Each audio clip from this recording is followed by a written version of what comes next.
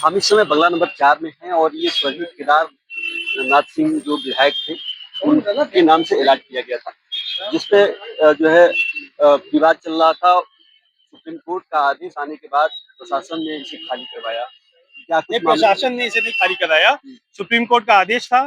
Supreme court के आदेश के बाद भी ये लोग सुप्रीम कोर्ट का आदेश मान नहीं रहे थे। हमें हमें सुप्रीम कोर्ट ने तो आदेश किया था इसको फरवरी 2025 तक ही खाली करने का, बट लगातार हम इन्हें निवेदन कर रहे थे कि माननीय सर्वोच्च न्यायालय का आदेश है, आप इसका पालन कराइए, बट वो रोज डिले करते जा रहे थे इसको।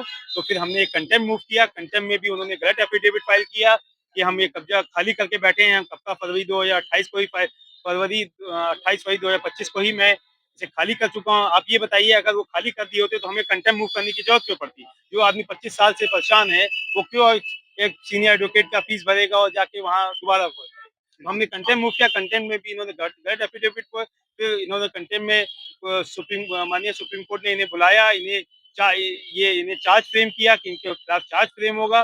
फिर ये डेट अभी 9 सितंबर को लगी हुई है।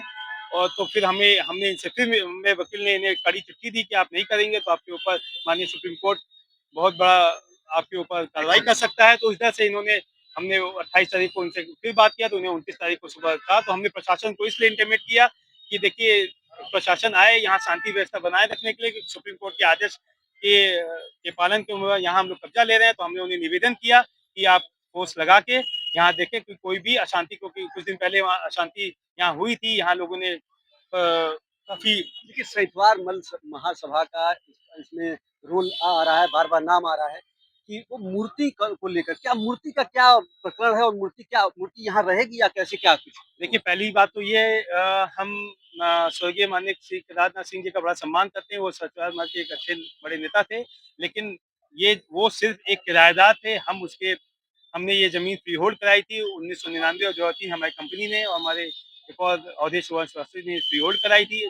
उसके बाद यहाँ एक और प्रोफेसर रहते थे, वो 2008 में खाली करके चले गए। हम केदारनाथ सिंह जी से रेगुलर टच में थे, उनसे निवेदन कर रहे थे कि आप खाली कर दें, बट नहीं बन पाया। तो हम लोअर कोर्ट से सुप्रीम कोर्ट तक गए खाली कराने के लिए। तो हमारे पेपर में ऑर्डर मतलब ये हुआ। पूरी प्रक्रिया में 25 साल लग गया? 25 साल लगे। 25 साल कम नहीं कम होता। नहीं होता है। और इन्होंने 25 साल, आप सोचो, किसी की जमीन पे आप एक किराएदार के रूप में उन्हें परेशान किया, सब कुछ किया।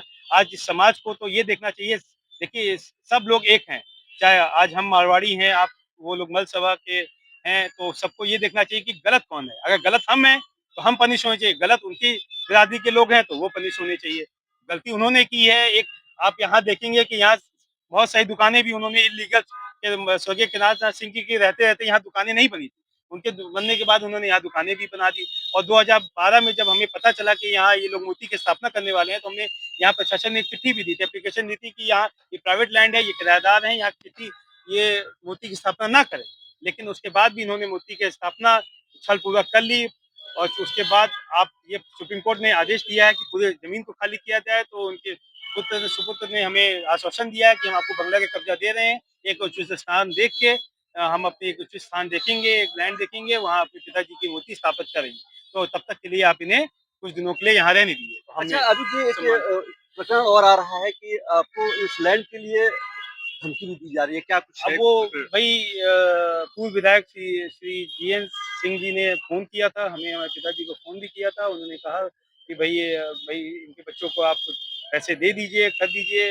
लेकिन हमने बोला भाई वो शांतिपूर्वक कर दिए होते तो हम जरूर उनकी मदद करते, ये करते। लेकिन उन्होंने सब सब 25 साल से हमें परेशान किया, सब कुछ किया। और उसके बाद भी सुप्रीम कोर्ट के आदेश के बाद भी उन्होंने ये जमीन खाली नहीं की, यहाँ पूरा आंदोलन कराया, सब कुछ कराया। आज उन्हीं के ऊपर तो ये हुआ सब कुछ। तो आप बताइए कहाँ से मैं उनको ये सब करूं? और वो लाखों रुपए का किराया वसूल रहे थे। अपने कुल में 72 रुपए 82 रुपए किराया दे रहे थे, और यहाँ लाखों रुपए का किराया दुकानदारों से ले रहे थे।